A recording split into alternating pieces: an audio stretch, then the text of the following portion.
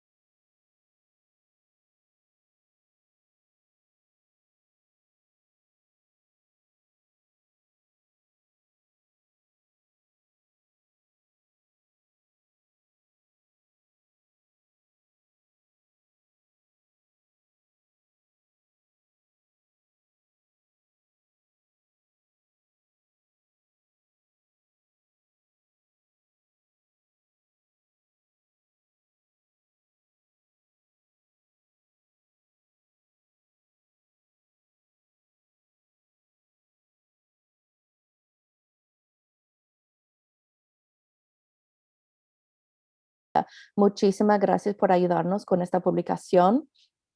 Para acceder a los subtítulos en inglés, ya están habilitados en el webinar de Zoom. Si no quieren ver los subtítulos, solo tienen que seleccionar el botón que dice Live Transcript y seleccionar Hide Subtitles, esconder subtítulos. Para verlos de nuevo, simplemente tienen que elegir Show Subtitles, mostrar subtítulos. Para cambiar el tamaño de las letras de los subtítulos en su pantalla, tienen que ir a los controles de Zoom Meeting, seleccionar el botón de Live Transcript, seleccionar ajustes de subtítulos, Subtitle Settings, y ajustar el tamaño ahí. Esta noche vamos a tener interpretación simultánea en español gracias a Alison Castillo Rosenblatt y Carla Rivera, quienes están aquí gracias a la cooperativa Just Words. Todos los participantes deberían seleccionar su idioma, que sea inglés o español.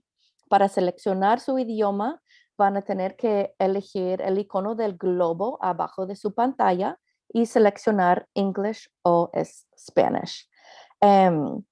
También para acceder a esta interpretación, van a necesitar Zoom del escritorio o una aplicación de su móvil de Zoom. Lamentablemente no se puede utilizar a través de la página web de Zoom o en su teléfono si están llamándonos. Y por fin, si tienen algún problema técnico, favor de ponerlo en el chat para pedir ayuda. Pueden mandar un mensaje a host y panelists y nuestro equipo les va a ayudar. Y muchísimas gracias. Okay, Joe, I think that's it. Thank you so much, Allison. And boy, there are a lot of people joining this evening. So thank you so much. There's a couple of questions coming in in the chat that folks are going to help. They're going to help answer so that we can get everybody situated this evening. And again, if you're just joining, warmest possible welcome to you from myself, Joe, and the entire team. We're going to get started very close to 5. A little bit after, and we'll just hope you enjoy this slideshow that our team put together, which is photos from the last couple of years.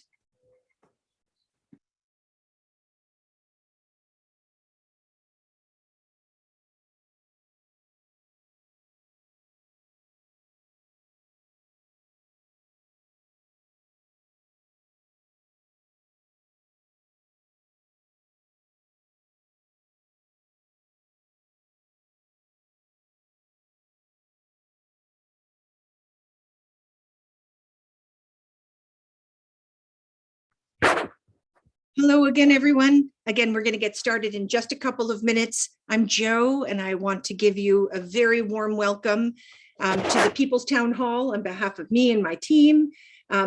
Please look at the chat for some important information. And if you're having any troubles at all, just type a note, and one of the members of the team are going to jump in and help get you situated. And it's important to note that we have live simultaneous Spanish language translation happening tonight. And also important to note that thanks to Amherst Media, Greenfield Community Television, Hadley Media, and Northampton Open Media, this town hall is being recorded and broadcast. So it can be shared with those who aren't able to attend, although there's a whole lot of people who are attending right now.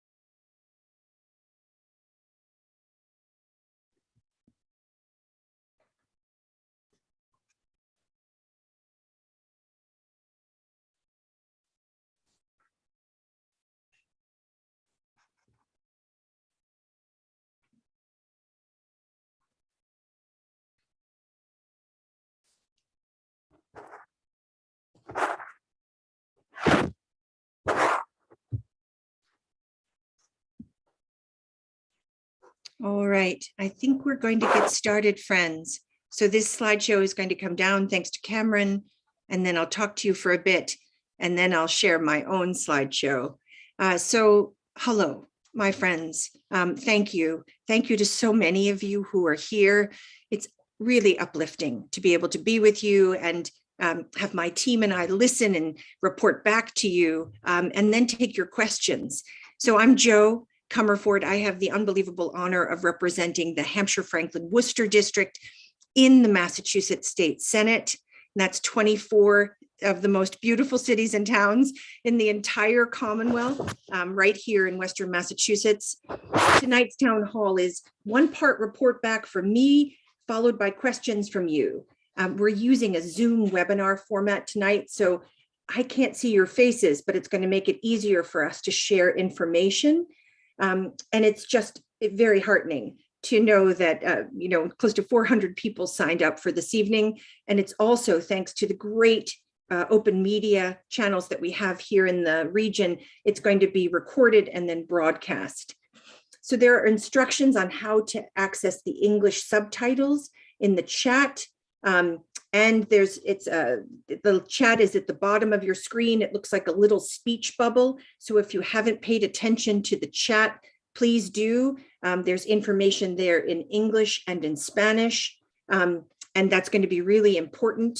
And I'm really very, very grateful to Allison Castillo Rosenblatt and Carla Rivera, who are here with us this evening from Just Words Co-op.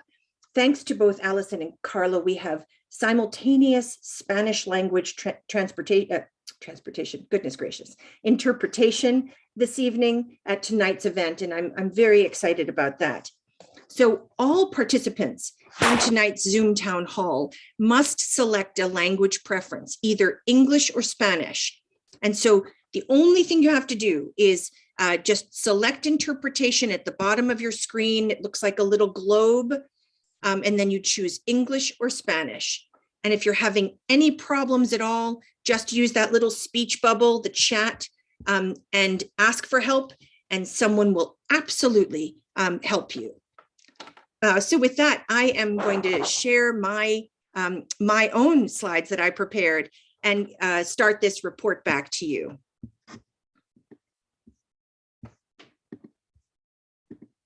All right. So friends, again, my name is Jo. I am deeply honored to be here in this virtual or remote town hall meeting with you. I ache to be together in person, and we will be together again soon, but I'm really glad we're using technology so that I can be accountable to you, tell you what we've been up to, and answer your questions.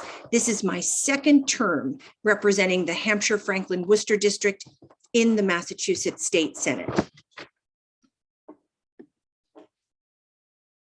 And this picture here is the new outline of the district that's as a result of redistricting. And we're going to talk a little bit more about that as the evening goes on. But that light blue within the big state of Massachusetts is our beautiful district. So this is the fifth report back since I took office, the third we've done remotely. Last year's town hall was sort of a wind up for what the session, this current session that we're in, was going to look like. And we kicked off the session by telling you the bills we filed and the committees I was on. And we promised to come back this year, just about a year ago, a year from when we talked to you last, and tell you what we did. And tell you the impact you helped us have and what we had planned for the rest of the session. Before I get going, I just want to say a couple of really important things. We have a ton of information in these slides, and I'm going to make sure that each of you get copies of these slides so that we can move through them quickly enough, but you can also study them later. And of course, you can call me or text me or email me with questions. The second thing is that I have wonderful colleagues in the House and the Senate, wonderful. And so as I talk to you about the work my team and I are doing, I want you to know that I do that in league with great human beings who serve in the House and the Senate. And I also do it in league with you. This district, this beautiful, geographically beautiful district, is full of unbelievable people. And your advocacy is leading the Commonwealth. You make me personally stronger. You make my team stronger. You make us fight harder for this district, but you also make the Commonwealth smarter. And so I just want you to know that tonight's report back, I hope you see yourselves in that report back because it belongs to you. All right, I'm going to get us situated as we start. So as you know, the legislature in Massachusetts were elected for a 2-year term. So this is the 2021-2022 term. And I'm just going to talk now about the legislation that we file. So we start every term, and again, that started last year in 2021. We start by filing legislation. And that legislation gets filed in January of the first year. It moves on to co-sponsorship. It goes to a hearing. The committee makes a decision. And then it moves through some other committees, which are called destination committees, like Ways and Means or Rules or Healthcare Financing, before it comes to the floor in the chamber.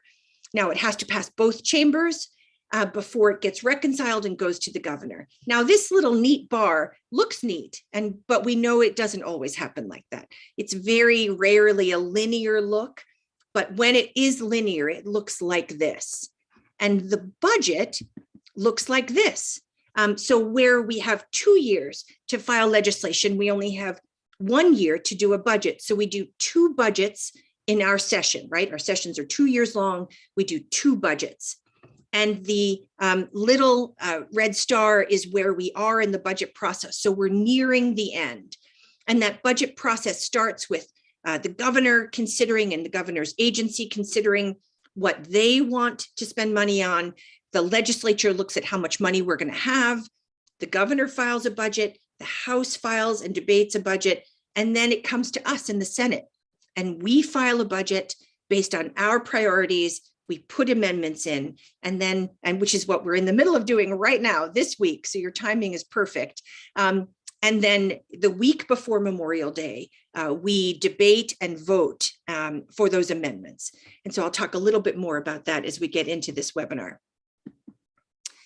So this is the work of our team currently. And it can't all be captured on one slide, but we break it down like this. I get appointed to committees every year, every session rather.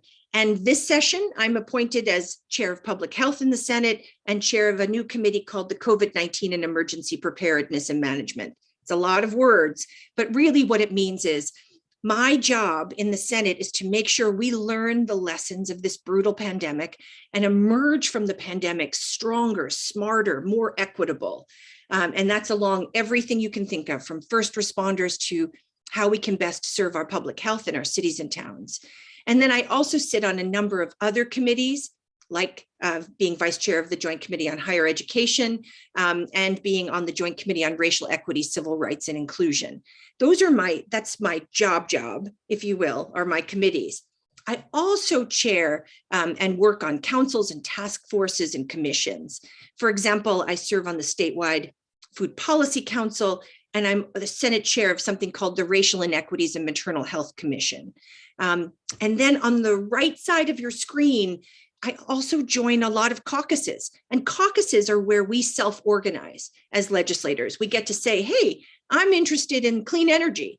I'm interested in criminal justice reform. So I'm going to get with colleagues and we're going to think about those things, and we're going to propose legislation, and we're going to fight for budget spending.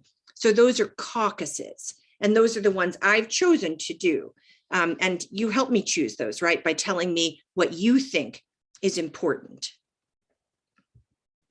Okay, as you saw in our little logo, our district is changing. So because of redistricting, and I'm sorry about this, we've lost the beautiful communities of Coleraine, Whately, and South Hadley in the next session. So I am running for office, but I'm running for office in a newly shaped Hampshire, Franklin, Worcester district. So we will in the next session lose 3 communities. I still work for you, Coleraine, Whately, and South Hadley, and I'm going to pick up Petersham, Athol, Winchendon, and Ashburnham. And I'm proud that the senators in the Western Mass region fought to keep our Senate seat. So we didn't lose a seat. through redistricting, it just meant in order to get the population, which is going to go up to about 170,000 people per senator, we had to push north and east.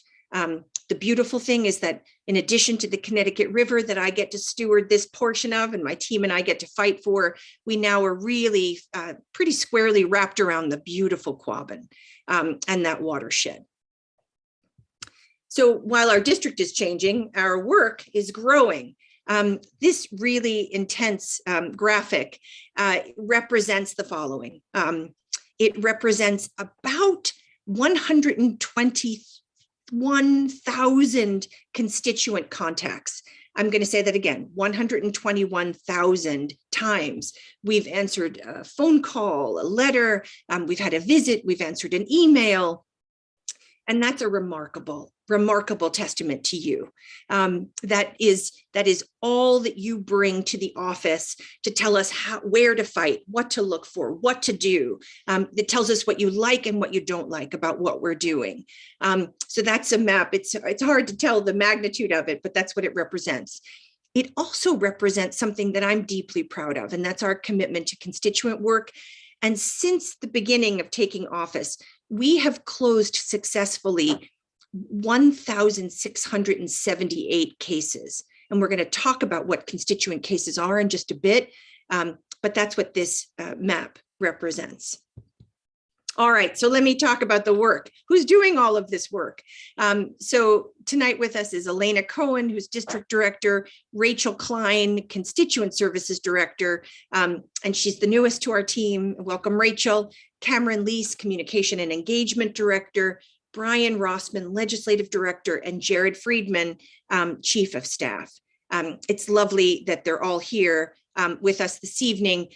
Jared and Elena are also from the district. They were raised here. So I love that we have deep roots on the team. I also want to shout out to Sam Hopper, who's not going to like that I'm doing this, but I'm doing it anyway. Sam was on the team before she left to this great opportunity, but Sam's here with us running tonight's webinar. So we get to benefit from Sam's generosity and brilliance, and also maintain a great connection and Sam's big brain trust on behalf of the district. So thank you, Sam.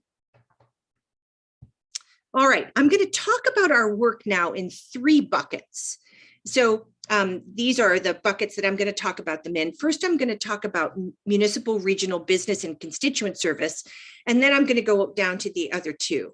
So this is how we think about our job, and we do our job for you, right? We work for you, no one else, the constituents on this webinar tonight.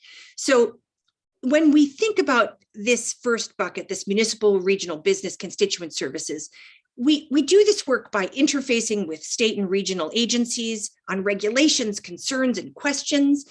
We do this with money, both current grants that are available, current spending in bond and budgets, and emerging opportunities.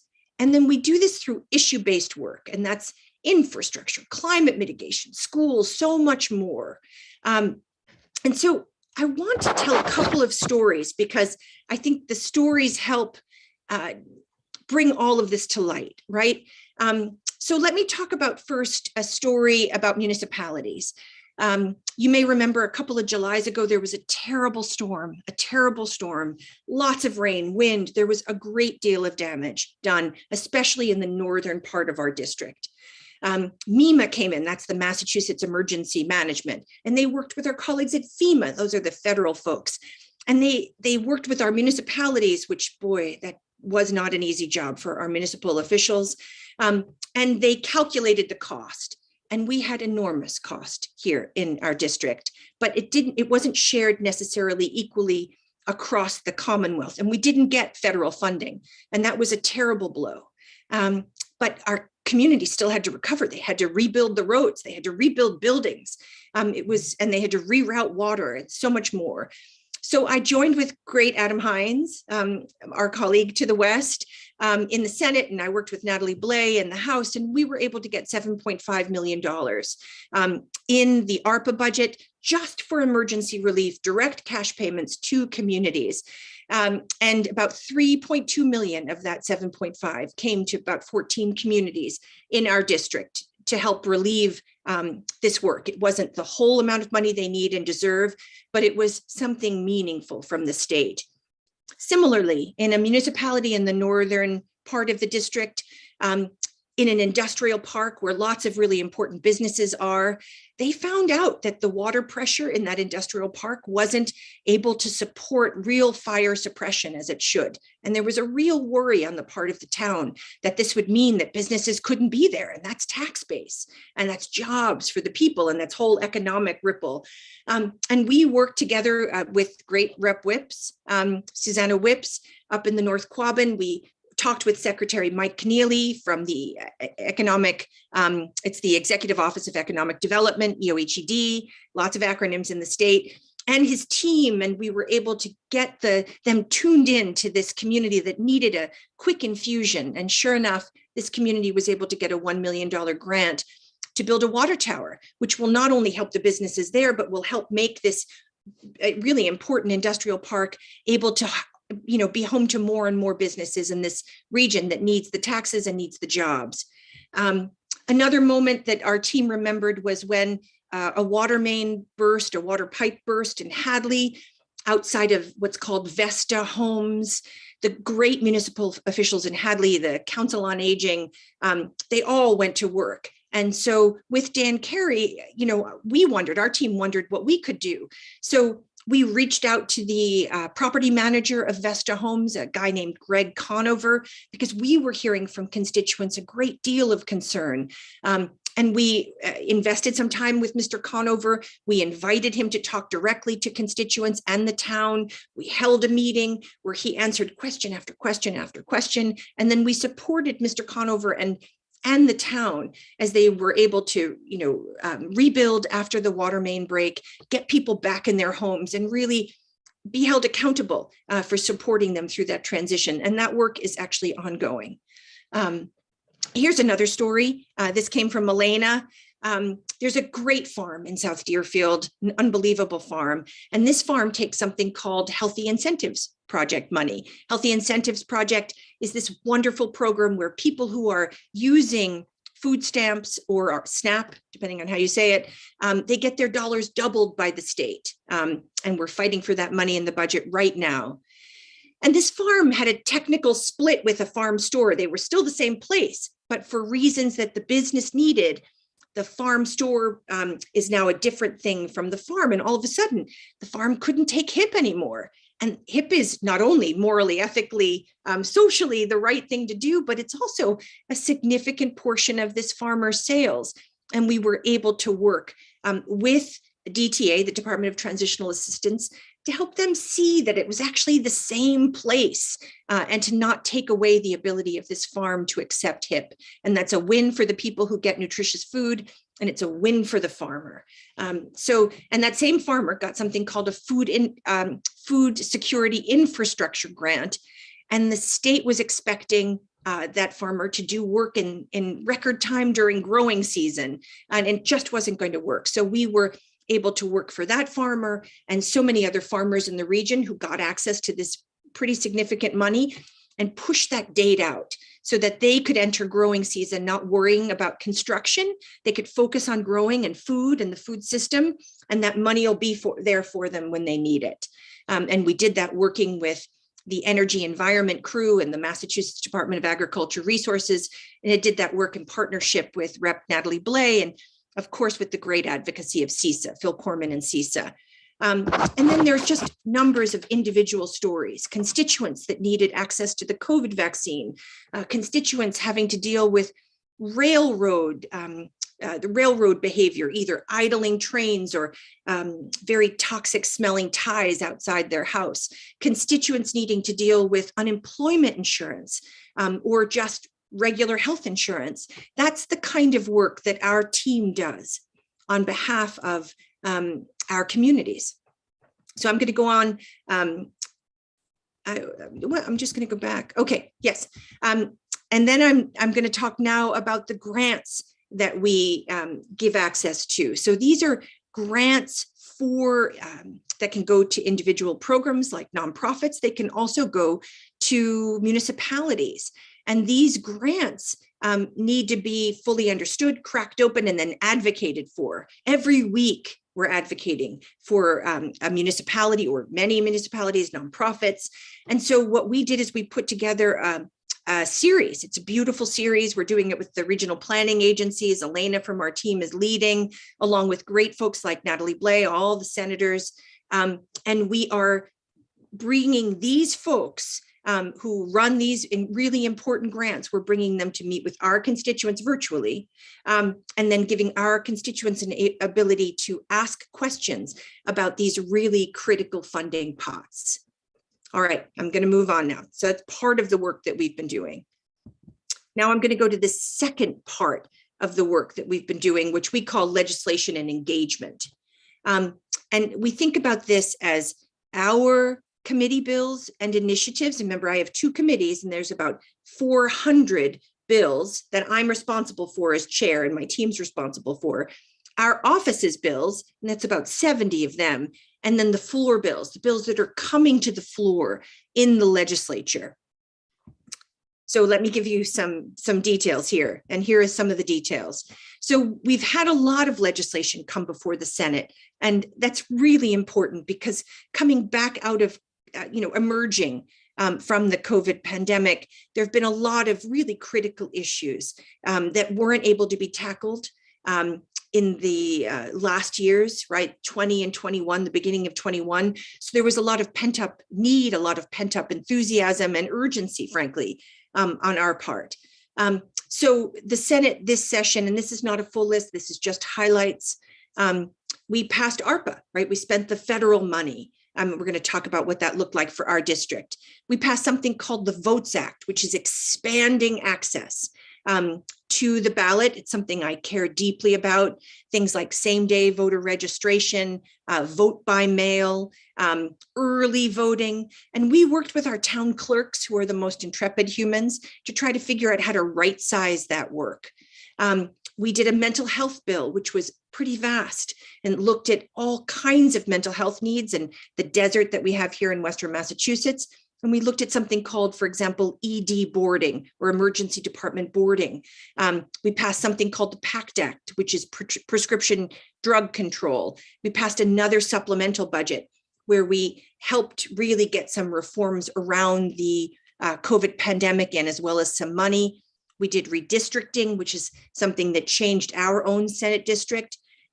We did a bill regulating veterans' homes. And I have that highlighted because I wanted to tell you a particular story, which is that the tragedy that befell the Holyoke Soldiers' Home touched a number of our neighbors, as many of us know. And I had been working with my Senate colleagues to think, what could I contribute here that would help make sure that never happened again? And here I want to raise up Veteran Services Officer Steve Connor and veteran advocate John Parody. They are beautiful and they have made me so much smarter. And so working with Senator John Vilas, who led on this, I put in an amendment and it wasn't an easy one to do. And I want to shout out to Jared and Brian who helped, but we actually realigned that bill. And so now forever in our veterans' homes, the Department of Public Health in the Senate bill will have to license and regulate the veterans' homes. So the people who care about health in the state will be the bottom line responsible people. And that was important. We passed the Crown Act, a beautiful bill about natural hair and natural hairstyles and making sure there's non-discrimination. We passed 2 climate bills. And here, because of you, we really threw down. So in the first climate bill at the beginning of the session was a bill that I call it the Amherst bill. It was a bill to ensure that we had a net zero building code inserted into what's called stretch codes. This is super duper wonky stuff. That means we have to build, if you're a green community and you use a stretch code, soon, hopefully soon, you will be building using net zero. And there are people in Northampton and Amherst who have made me so smart about this. And I'm deeply humbled because it is quite complicated to get this right. And I'm going to stay in it on behalf of the state. We also, and on behalf of the district, we also had in this current, it's called the Drive Act, we had a bill that was very important to a number of solar developers, small solar developers here, and also some really terrific builders. And it allowed for greater access to what's called net metering benefits. It's called the single parcel rule. That was inserted in this DRIVE Act, which was the most recent climate bill. And then we really did very well, I have to say, on amendments. Here again, it was a team effort. You on the team telling us what had to happen. So we did a healthy and green schools bill. We got that inserted. We got something for green communities inserted. We got inserted a preference for solar that would allow for pollinators. And then we actually got to carry the amendment that I call the Smarter Smart program, which is really looking at the next generation of solar incentives. And it actually talks about the right balance between carbon sequestration and solar panels. It talks about helping municipalities be able to navigate what is a very, very complex situation. So that Smarter Smart amendment was also passed. And so those are all in the Senate bills. And then in the House climate bill, we also had a bill, thanks to the partnership that we have with Natalie Blais, with Rep. Blais, we have a grid modernization bill, because none of this is possible, not wind, not solar, unless we really update our grid. Right now, our grid is pretty old and it's one directional, and we need a grid that's dynamic, that stores and sends from multiple directions. And that's what our grid modernization bill would do. And that's in the House. And so now these are meeting in what's called a conference committee. And we're going to work with you to make sure our district's priorities make it through. We also did something called sports wagering or sports betting. And then this is the penultimate, thanks to so many of you, we were able to pass in the Senate. Thank you, Universe, the Work and Family Mobility Act. And I will say it was a beautiful moment in the Senate to hear the roar of the people in the galleries and the roar on the street. This is, of course, an immigrant rights bill, but it's also a public health bill. It's an economic development bill. It's a pro-education bill. It's a public safety bill. It works every way you can slice it. And we have a veto-proof majority in the Senate. The House has a veto-proof majority, so the governor can choose to not sign this, and let that be on him. We will override him and we will pass this into law like many states have. So that's just a little bit of a blurb of what we've done in the Senate. There's more to do. And then pending, here I just want to call your attention to this thing called SAFE 2.0, SAPHE, the State Action for Local Public Health Excellence. That's a bill that we've passed once in the Senate. We're going for the House. I think it's going to happen. We've also passed something called Gender X, which would ensure non-binary markers on every birth certificate, every license, and every state document, because gender shouldn't fit into an M or an F box. And we know that. And with the attacks on trans folks across the country, we got to do this now. The Senate's passed it twice. We've got to get it through. Rep. Dom is the House advocate here, and she is amazing. We have a farm and food equity bill we're working on, our team is working on. And then I'm hoping for childcare and child welfare legislation, reproductive expansions, reproductive equity, and other trans safeguards, and of course, the end of life options. And I'm happy to answer more questions about any of these. So in addition to the legislation, our committee work, as I said, has to pull out the bills that are before us in public health and the COVID committee, but we also have to do oversight. So this year, I co-chaired the Racial Maternal Health Equity Commission, as I mentioned, out of the Public Health Committee. We also did many oversight hearings for the Emergency Preparedness Committee, the COVID Committee, and we did a number of joint public health and COVID hearings on our COVID response in the state and things like pediatric vaccinations. And then none of this would be meaningful if we didn't engage with you. Now you can tell us how to do this better, and I hope you do. We maintain websites, social media, that's Twitter, Facebook, and Instagram. I have to confess, I'm not on Instagram, but Cameron is, thank goodness. Maybe someday I will. Maybe I'll get to TikTok. I don't know, my kids would probably lose their cool if I did. We do email newsletters, issue email blasts. We attend a lot of district events, and we love your invitations. So please keep them coming. And then we organize events by our team. And that's mostly Elena and Cameron and Sam when she was with us. And we pull our colleagues from the east to the west. And that's super important because we have something unique out here. We have unique ideas, we have unique needs, we have unique assets. And being here with our people helps people understand the richness of this area and opens their hearts and minds. For example, we did a big farm tour. Thanks to CISA, thanks to great partnership with lots of House members and senators. And we're going to be able to hopefully bring a bill to the Senate floor on agriculture equity. And that's because hearts and minds were engaged in Senate leadership. So we have to keep doing that work. That is essential work. It's also, all of these are really essential. Umass Extension. We brought our team to Umass Extension to really understand the depth of their work. And now we're fighting for an amendment in the Senate budget because we're so excited about the kind of game-changing critical work that's happening at Umass. We also do town halls like these. We hold office hours, thanks to Elena.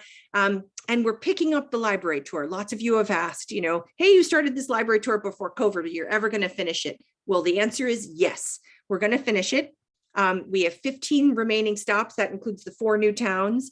We're going to do them from June 8th to September 24th. I hope you come out. We'll be in person. Maybe we'll be on a lawn to be safe, but we're going to be at those libraries. The first batch was so beautiful. And if you were on early, you heard, you saw some of the pictures from the first batch. So we're absolutely going back. Okay. And we're coming to the end, friends. So I want to talk about our work around budget and bond bills now. And that's local earmarks, right? That's money I bring home. And that's statewide priorities. And those statewide priorities are because you tell me they're important. And because I look around and I think they're important and my team thinks they're important. So we got to get to the numbers because the numbers don't lie, right? Now, I'm going to show you a lot of numbers now. I hope they're not overwhelming. Again, I'm sending out these slides, but for transparency and accountability's sake, I thought it was really critical. In the last budget, that's a year ago. So after I spoke with you last, we had the fiscal year 22 budget. That's what we're in now. We had a bunch of statewide programs that we fought for, like local public health and like violence prevention and youth gun violence and so much more. But we also fought for our children's advocacy centers to bring this money home, for pediatric sexual assault nurse examiners. In this region, we didn't have them. We wanted a safe havens program. That's a wonderful supportive housing program. We didn't have one here, thanks to Pamela Schwartz and the Western Mass Network to End Homelessness. We figured out how to do it. We connected with DMH and we got one, and now we have to keep it. We brought grants for local public health, thanks to Phoebe Walker up in Franklin County, who has made us infinitely smarter. And then we did a bunch of other things. I'll just give you a moment to read what we did before I flip the slide.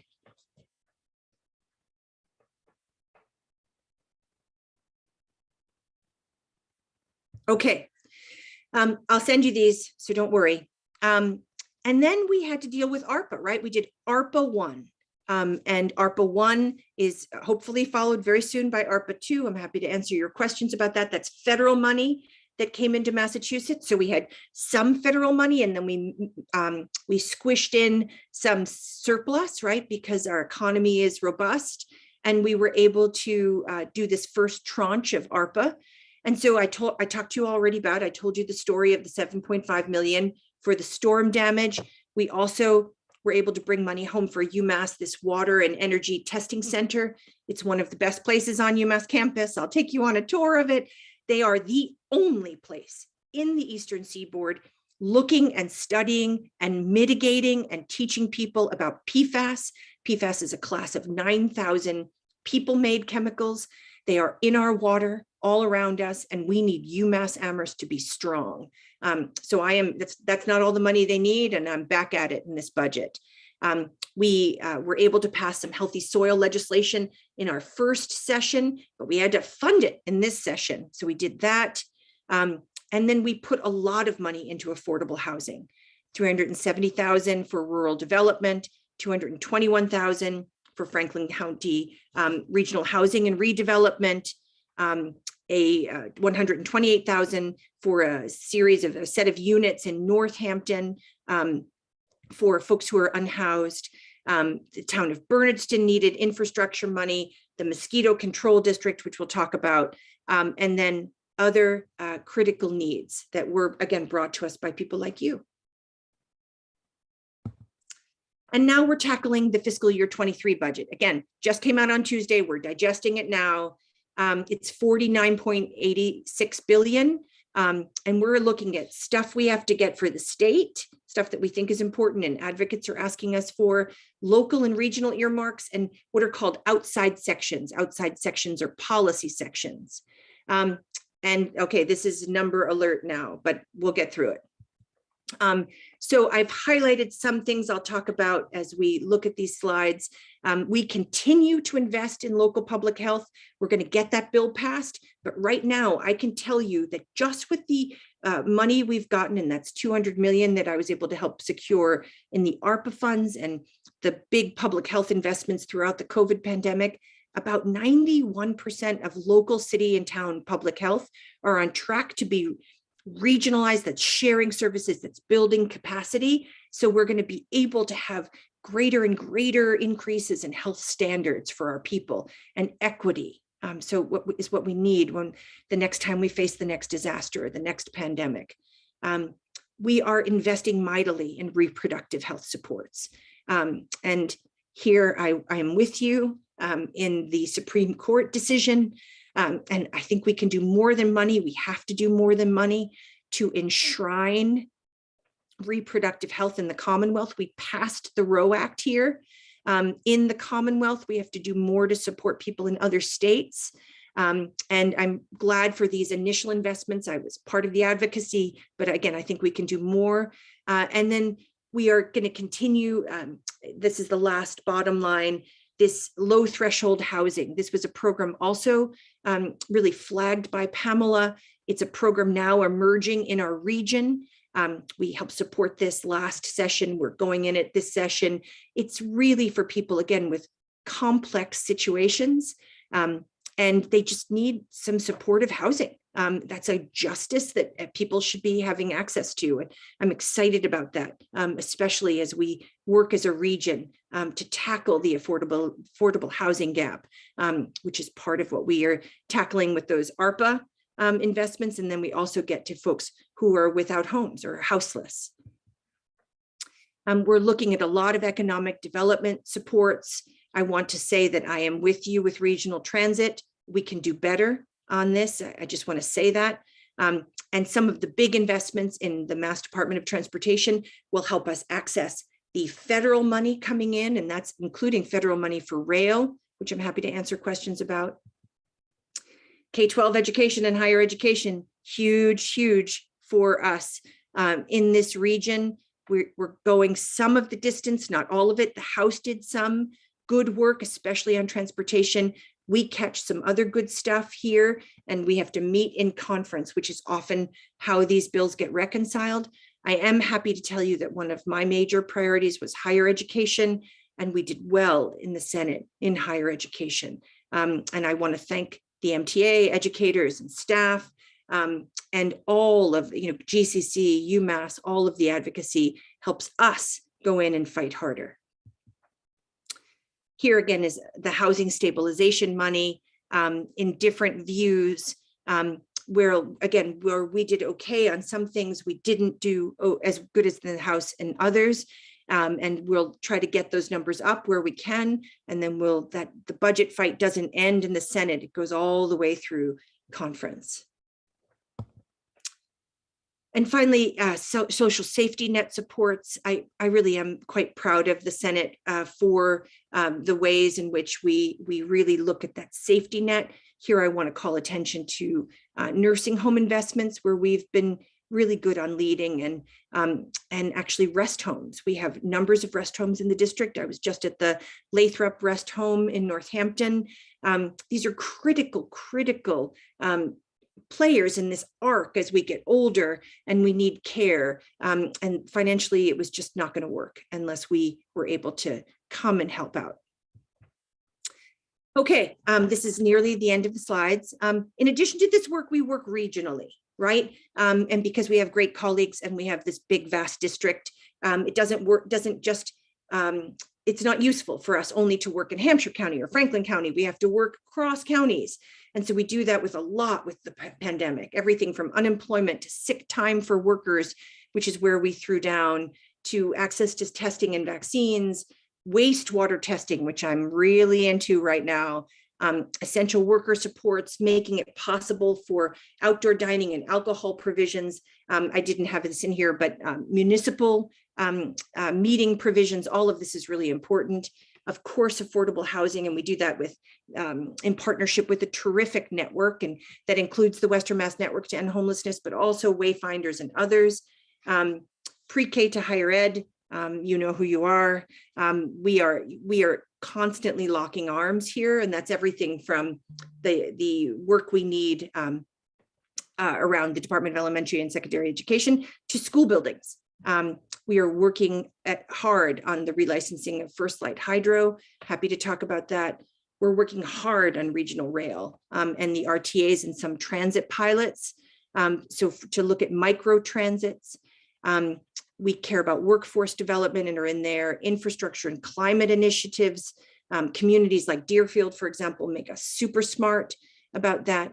We are with arts and culture. We've been able to bring out Michael Bobbitt, who's this great ED of the Mass Cultural Council, for example, and he's toured the district like his predecessor did. We've done that in partnership with reps like Rep Sabadosa and Rep Dom and Rep Blay and Rep Carey. And now we're going to bring Michael out again, and mosquito control. If you want to talk about bugs, I'll talk about bugs any day with you, but this has been a huge piece of work. We ended up getting the bill in public health. We wrote the bill. Brian Rossman from our team has been on the mosquito task force, and we're going to see it through for our team, for our municipalities. And finally, here's how to reach us. There's just 3 of us here. You can reach any of us by Googling us or getting online. We'll make sure you have all of this information. And thank you for allowing me to share this overview. And now I want to get as quickly as we can to your questions. I'm going to look here and I'm going to go very, very quickly from Kevin. How is Senate Bill S89 coming? S89, for folks who don't know, is the end of life options. It's a bill that I've been proud to file this session. We've passed it twice out of the the Joint Committee on Public Health. We just had a briefing on it yesterday, and we're pushing for it. It's in healthcare financing. It's got to come to the floor. It's got to be passed. From Jeff. Is there a chance that your grid mod bill and green bank bill? So grid mod is different than green bank. Green bank, I believe you're talking about Paul Mark's bill, Rep Mark's bill. So I'll just talk about the grid mod, which is the bill I have with Rep Blay. Yes, there's a huge chance that the grid mod bill is going into the final climate bill. It's in the House bill, like the single parcel was in the Senate bill. So we sort of tag team, Rep Blay and I. So I'm hoping that we are able to see that in conference and fight for it. In fact, Jared has fired off advocacy. We're talking advocates. I just talked to them today. We're pushing into the climate conference committee. You have to push into the climate conference committee and help us. So, and many of you are, and here Climate Action Now and Mothers Out Front, I mean, are my heroes. So thank you. You made me so much smarter than ever in this last climate debate. What's my stand on safe consumption sites? I'm public in support of safe consumption sites. There was just a good article in the Gazette about that. And I believe in safe consumption sites, like I believe in needles exchanges, like I believe in fentanyl testing strips. They meet people where they are. They're harm reduction methodologies, and they work. Research proves they work. So there's another one from Norman. I'm wondering how likely it is for your bill, S749, and this is with Great Rep Barber, that's H1246, an act protecting the homes and homes of seniors and disabled people on mass health. Norman is wondering if it's finally going to get passed and how it might take, how long it might take. Norman, I just want to say, I am very deeply grateful for your advocacy. This bill came out of a constituent case. So many people don't know this, friends, but if you are over 55, if you are receiving services because of mass health, in Massachusetts, our laws up until recently were more draconian than many other states. What's called clawing back or reclaimed, recovering the states, all these words, the estates of the people who are deceased while they receive or after they've received mass health services. That is horrific to me. We do way more than the federal government says we have to do. And so Rep Barber is this great rep. We have a bill. Now, I'll tell you, this is a story, Norman and everybody, that actually is really very interesting, because when we got this bill, we got a constituent case. Elena and Sam worked that constituent case. That constituent was okay, but it was a ton of hardship. However, we got the bill and we started to work with Mass Health, and we said, what's up? How can we do this? We're doing more, we're recovering more of the estate. That doesn't allow for any kind of wealth generation and passing it on. It's really destabilizing for people who have just lost a loved one. Why aren't we doing the minimum? Just what the federal government tells us we have to do. We send the money to the federal government anyway. Why take it from our people? So we met with Mass Health and they made some changes.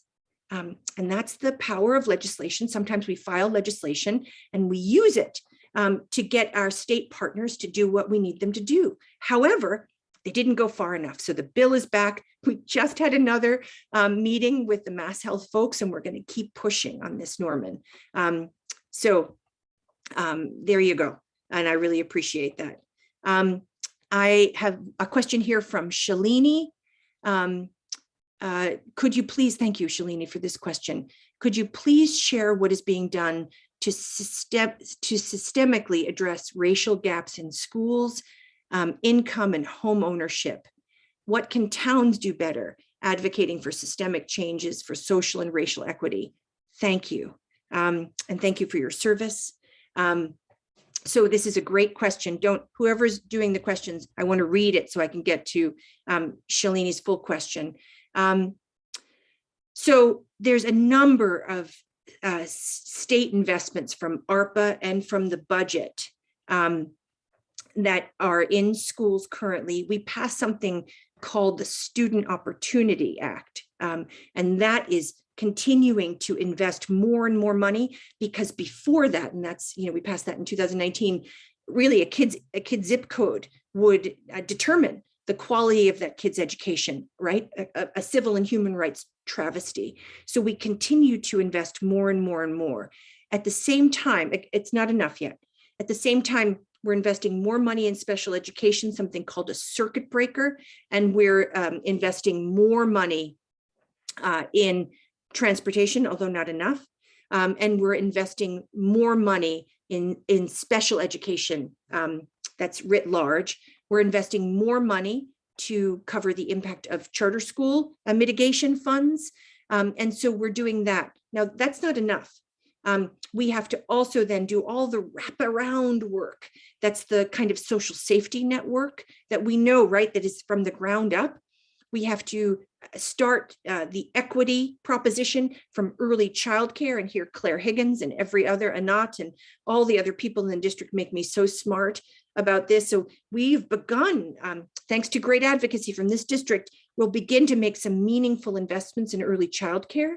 And then I just want to say that we have to also increase the diversity and capacity of teacher workforces, and that's that's also a bill proposition that I support, right? So that our teacher workforce and our staff workforce looks like the kids that we're engaging with. Many educators are part of this, so I'm not telling any of you anything new, but these are really good questions. And in terms of affordable housing and making communities affordable, that is the work of this region. That's why you saw me do almost all of the $1 million that I spent in ARPA and my own earmarks investing locally. But that is a piece of work, again, that so many in this community are advocating for.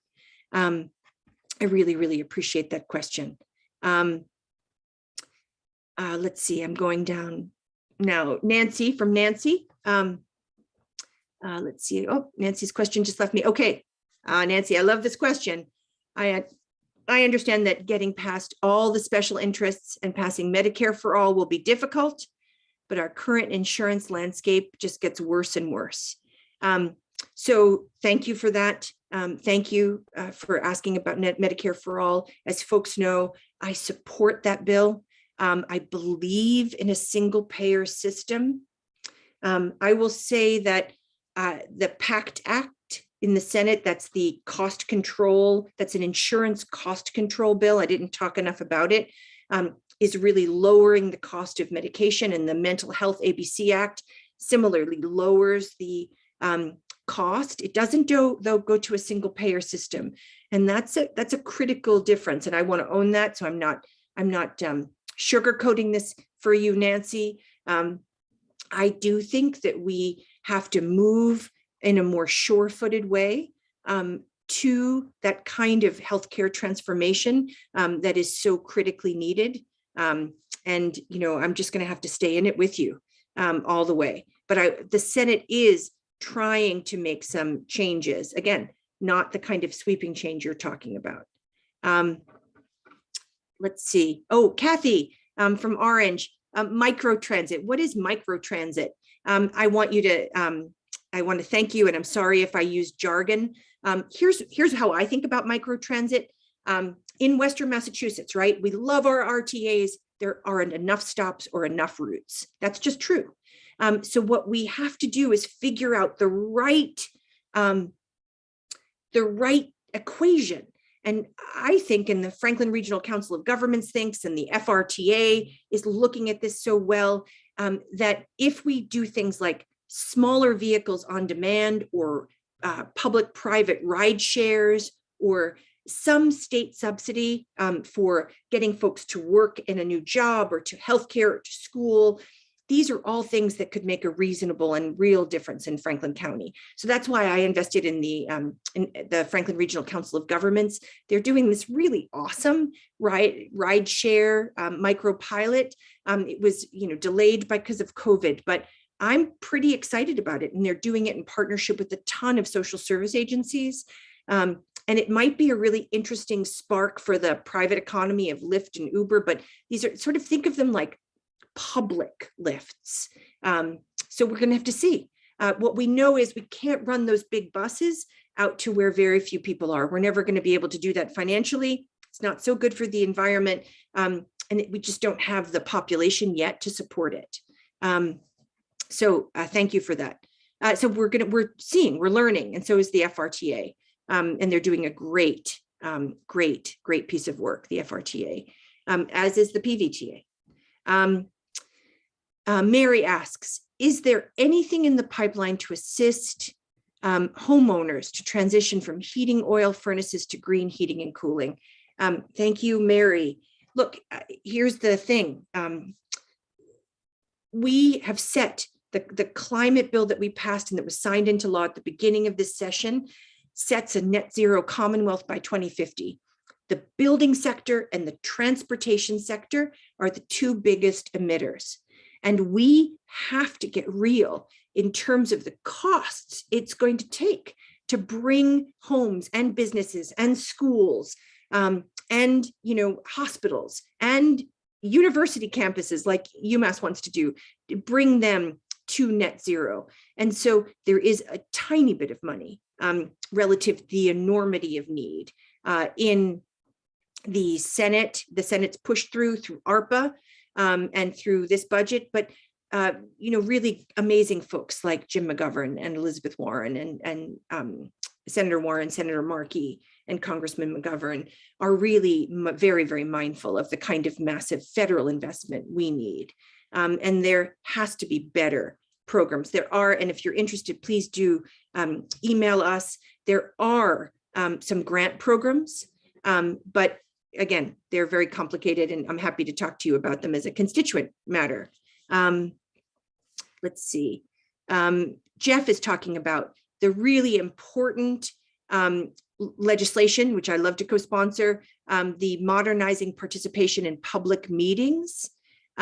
We must keep the option for remote participation here at home and in the State House. How glorious is it when I open up a meeting, that I'm chairing, and there's all these Western Mass faces, or if I'm there to testify and there's my neighbors. We cannot, coming out of COVID, if there's one thing that we get from this terrible time, it's that we should use technology to crack open democracy. That's it. So I love this. I've made it clear to Senate colleagues that I love it, Senate leadership. We've extended these provisions in the State House and for municipalities, and we have to do more. We have to make this option permanent. And I've also heard from municipalities that they really love it, that they, like the State House, are getting more people in their meetings. So let's do it. Let's lean in. It's working. Let's see. There's a thank you, Matt, for this question.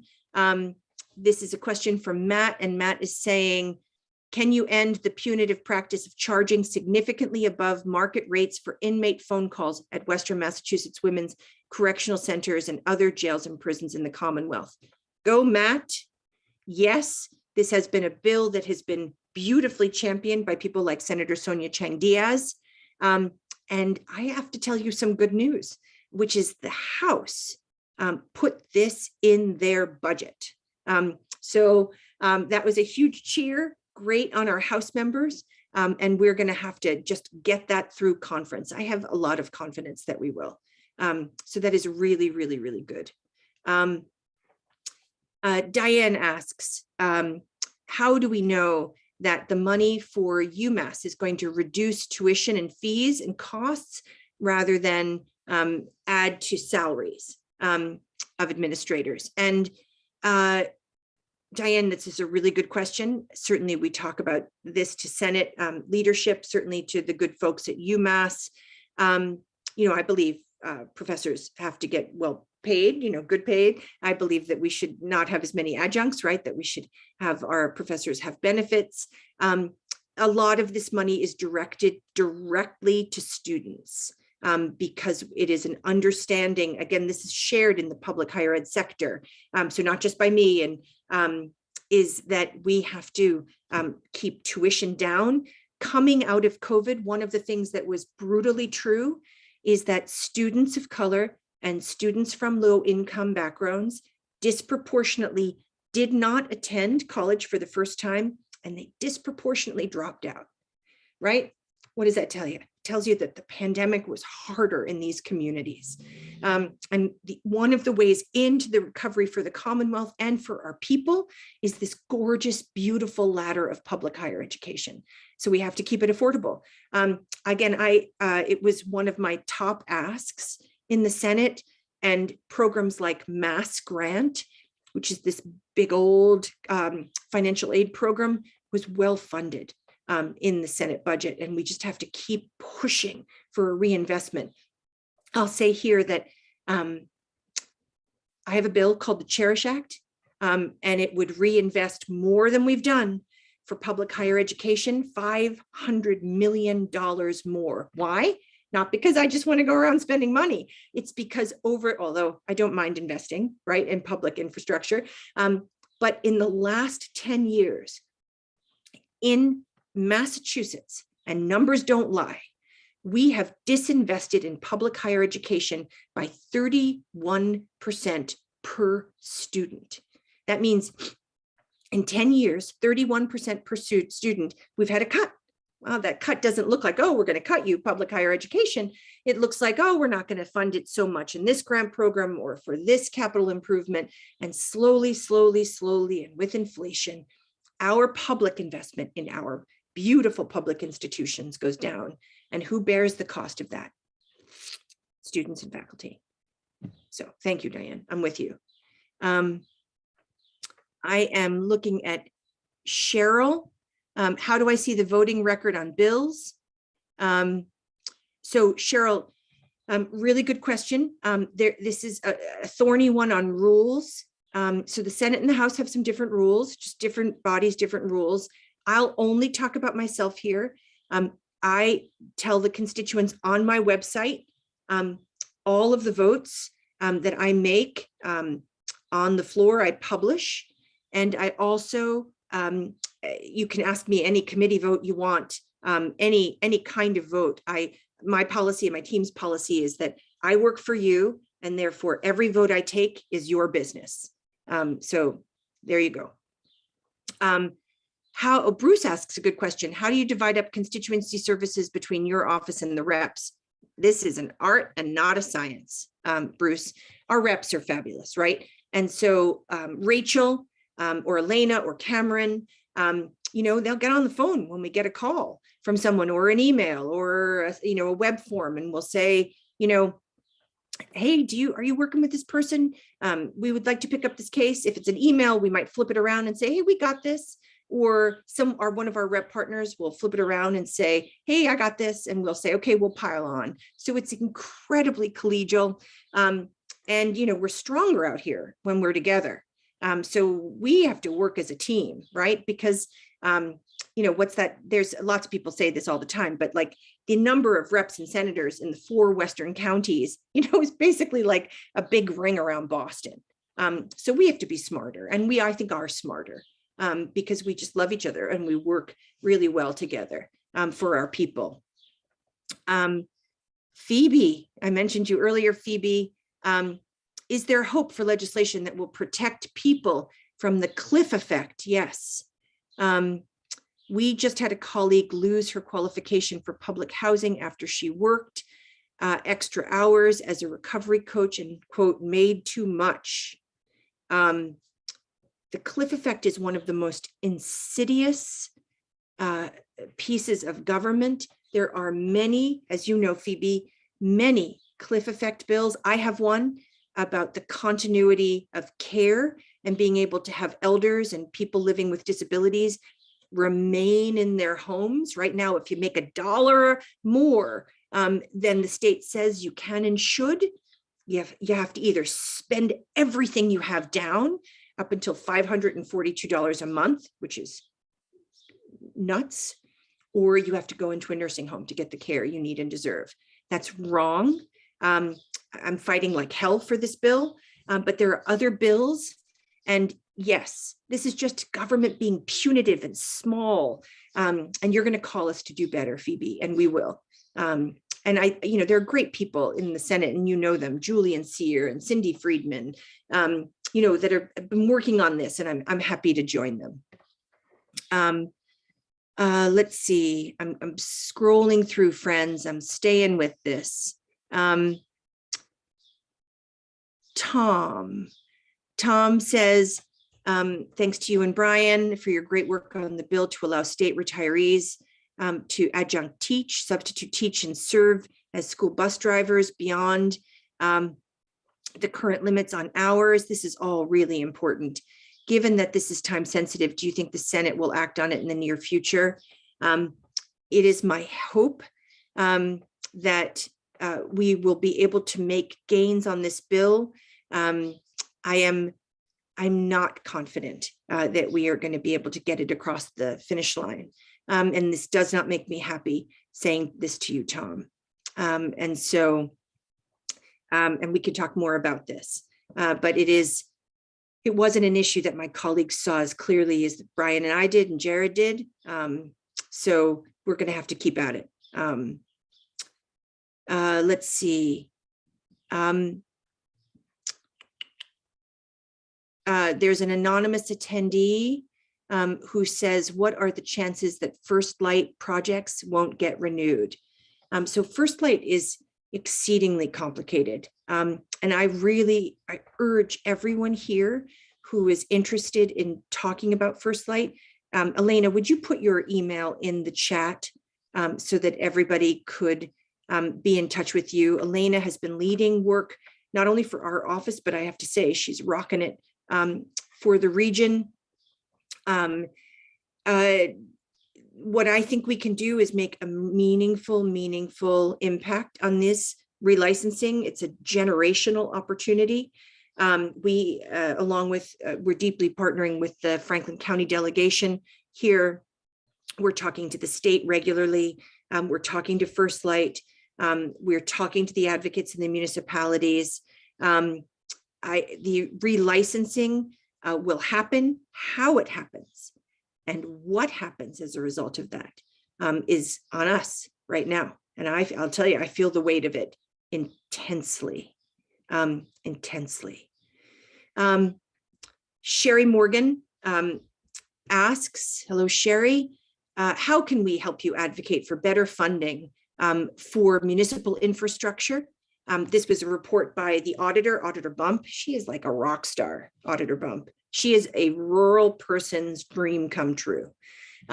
So she had this beautiful piece of work that looked at both not only regional schools, which was something she did before, but she looked at municipal infrastructure. And she said, hello, wake up, Massachusetts. Out here, they've got a ton more space and not a lot of we don't have a tax base to do what needs to be done for first responders, for municipal buildings, for roads, for bridges. So a couple things here, Sherry. One is Natalie Blay and I have a municipal building infrastructure bill that I love that's gaining some ground. We're working with the auditor. We've met with the treasurer. And we are pushing to get this bill out of committee along with some other colleagues who have similar bills. And that would help a community like Bernardston that needs a new fire station because their fire truck can't fit in the fire station. And Bernardston doesn't have the population that it needs, right? Sorry, I'm getting angry. I'm angry that the state can't understand the differential in scale out here. So we're working on that. We're also fighting for things like the winter road money that came out that finally looked at money for roads and road repair in the way we should look at it, which is the amount of our roads, not in the Chapter 90 formula, which is misguided for our Western Mass community. So I think you can help us advocate by being in touch with us, by testifying, by writing to Senate leadership. This is just on the Senate side. And by joining forces with other people in municipalities who are doing this. I'm scrolling. I'm trying to figure out what questions we haven't asked yet, answered yet, sorry. Chad is asking, I'm sorry, I missed you, Chad, in the scroll. How can we develop policy that supports rooftop solar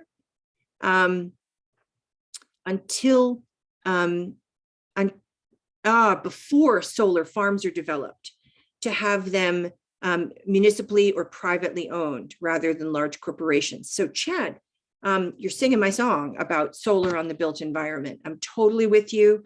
I have to say that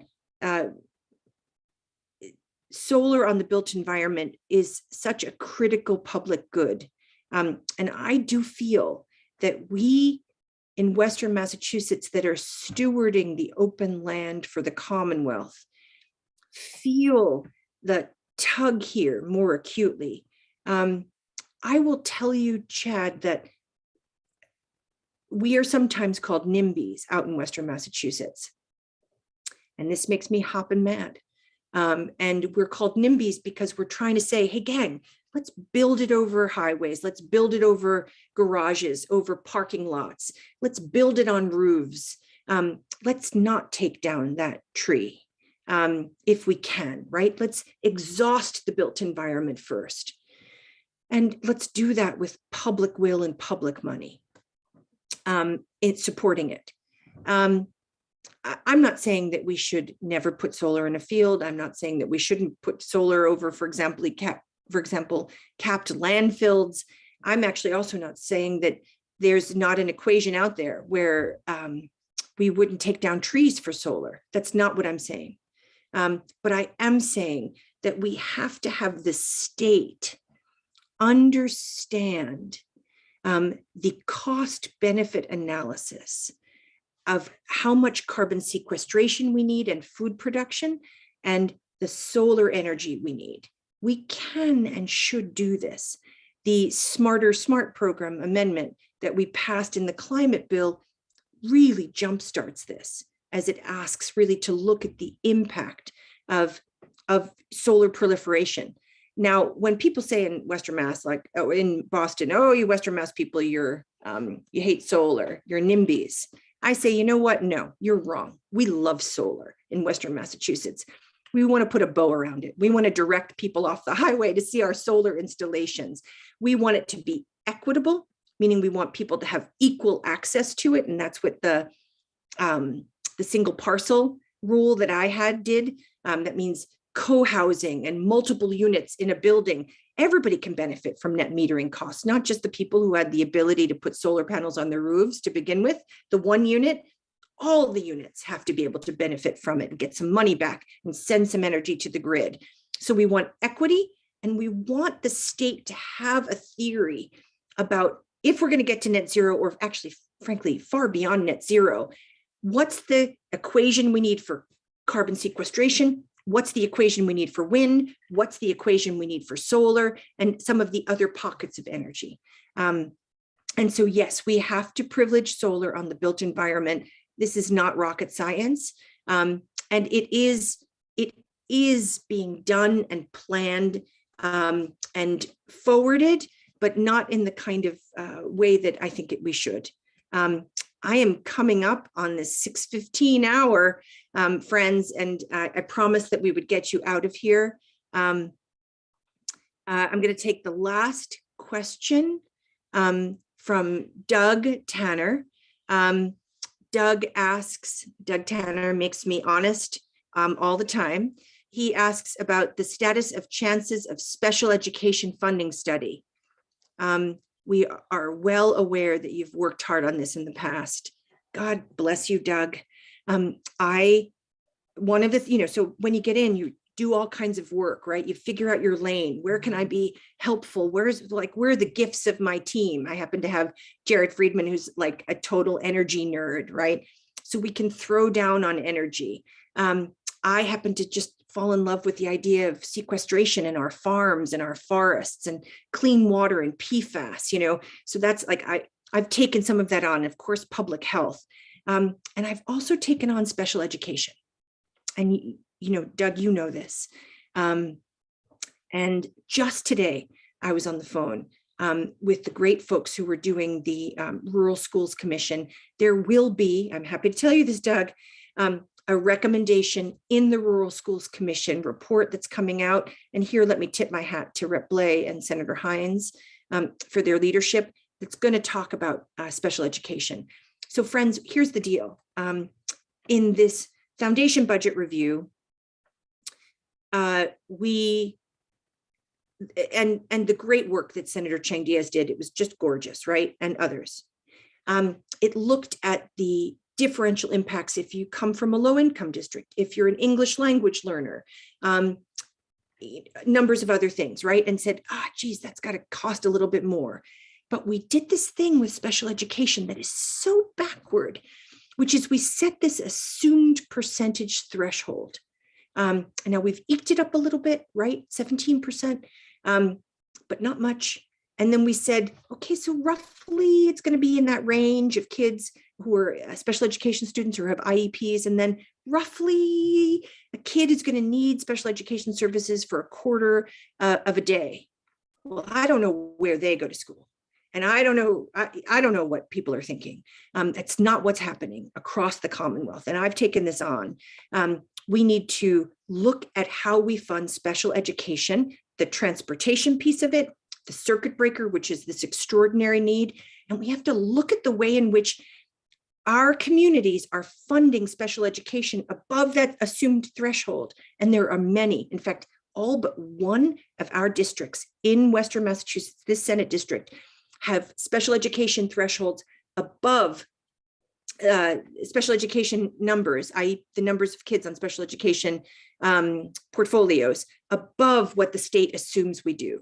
And that means that municipality funds that. No, not one of our schools begrudges the fund, and not one of our towns begrudges the education of our children, but the state has to get real about the cost of special education. It has to. And so I filed a bill with Dan Carey that you know about, Doug, that lots of people here have been advocating for. Man, it didn't make it again. But it will go into the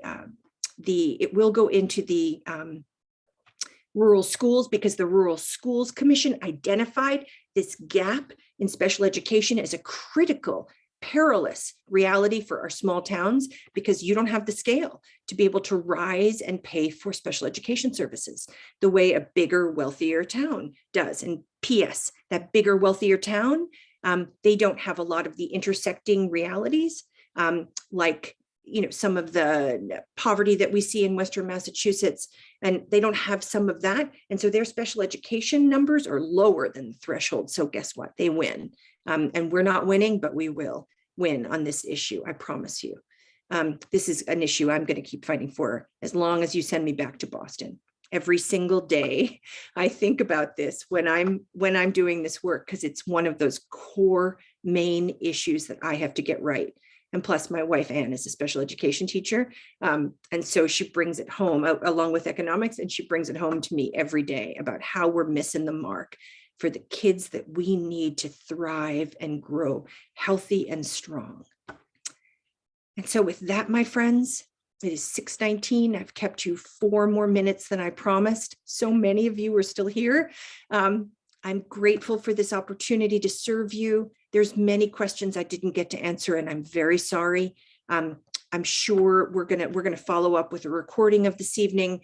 We're gonna follow up with our email. You can, of course, email, call us. I'll meet you. You can come and visit us in the district office or in Boston. The team is, churning away, chugging away. Thank you for spending this time with us. Thank you for putting your faith in us as a team. It is an honor for all of us to work on your behalf. You are the smartest, best constituents. I'm not saying this just because I'm your senator. I'm trying to think of being objective here, but of course I'm not. I love you all. I'm grateful to serve you, and we'll end this webinar now. Thanks, Sam, for running it. Take care, everybody, and good night.